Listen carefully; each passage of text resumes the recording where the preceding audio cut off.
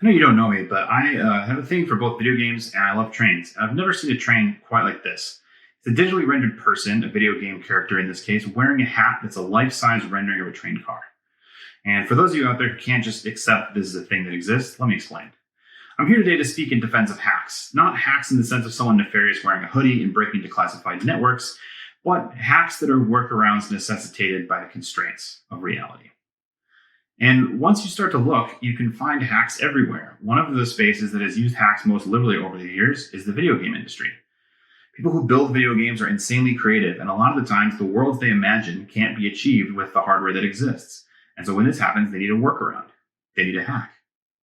And that's exactly what this is. In Fallout 3, the developers didn't want to spend all their time building a custom train system if there was only a single cutscene where the player actually wanted to ride the train. So they made the obvious choice, mount the train on something that's already built, in this case, the player. And from the player's first-person perspective, it looks like they're inside the train. From the game's perspective, it's just animating an object that it already knows how to animate. And when it comes time for the train to depart the station, the player object just starts running really fast, following the track. Which is admittedly hilarious, but it's also a really effective way to achieve the result the game's creators were looking for. They didn't have to build a whole train system, so it saved on developer time. It makes the game perform better because they're not adding an entire train object that the game has to know how to animate. And it makes for a great story, which is why I'm here with you all tonight. It's not just video game creators who use hacks, players do too, especially in the subgenre of video gaming known as speedrunning. Speedrunning is the pursuit of finishing a video game in the fastest amount of time possible, sometimes in just minutes for a game that takes us mere mortals hours. One of the best examples of this exists in one of my favorite games, Donkey Kong 64. And when the game was released, reviewers estimated that the average player would spend about 30 hours to finish the entire game. But the current world record sits at just 24 minutes and 59 seconds. How? Hacks. I'm a programmer, so I can sometimes be obsessive about optimization, and that's something I share with speedrunners. They found that because of the limitations of the Nintendo 64, they could exploit a glitch in the game's physics to get into more advanced levels early in the game without having all the necessary credentials. And they called it lag clipping. Because the developers knew the limitations of the console they were building for, the game attempts to correct for any laggy areas by speeding up the player's character to compensate for the lag and make it appear as though the character's motion is smooth and constant.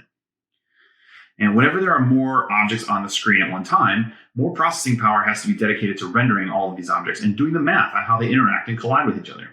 As anyone who's ever played a modern video game with full graphics settings on an old computer knows, this creates lag.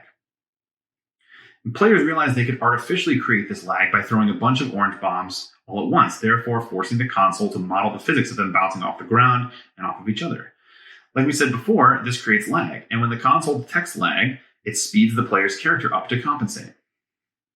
And if you do it just right, the game speeds you up fast enough that you're able to go right through walls without having to open the necessary doors or have the necessary in-game conversations with the characters you're trying to bypass.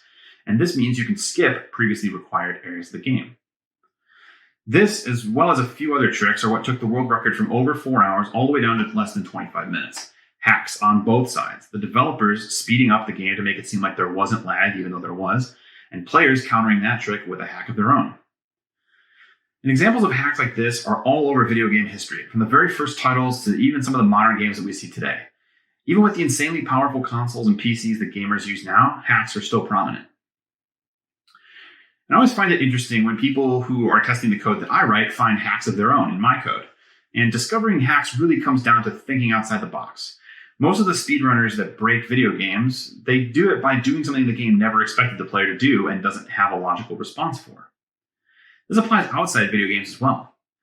So many life hacks and other listicles and things online are just reimagining an everyday object in a different situation. There's a classic logic puzzle where you're told to imagine that you're in a room with a box of thumbtacks, a box of matches, and a candle. You're supposed to figure out how to attach the lit candle to the wall in a way that none of the wax drips on the floor. And this might seem impossible until you reimagine the box of thumbtacks. Most people think of it as just a box for holding thumbtacks because that's how it's presented in the original problem. But the box of thumbtacks can be used to both hold the candle after being fastened to the wall as well as a tray to catch any falling wax and make sure none of it drips on the floor. If you thought of it as just a box to hold the thumbtacks you were given, you might never have tried this or found this solution. Constraints are everywhere, and because we're stubborn and human, workarounds to these constraints are just as plentiful. Even if we don't play video games, we're using hacks every day, and it doesn't matter who we are or what we do, we're all just trying to figure it out one day at a time.